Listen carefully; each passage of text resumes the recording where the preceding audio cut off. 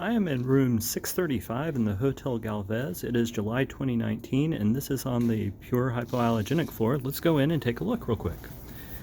Right as you get into the room, there's a coffee maker, water service, which is important because it gets hot there, as well as an area to get ready if you need it. There's a bathroom. The bathrooms only on this floor only contain showers, and they're fairly small, although the amenities and appointments are lovely. You have a closet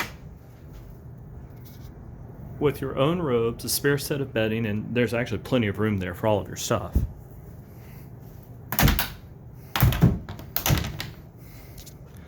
Large TV, a dresser, and the bed. The only thing that I really notice about this room is that it's fairly small. It's a lot of older hotels as well, but it's such a lovely property overall.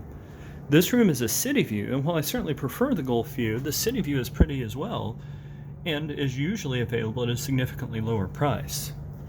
One of the other things which this hotel has done a very good job of, given its relative age, is that there are plenty of power plugs scattered all around the room, as well as USB connections. So again, it is July 2019.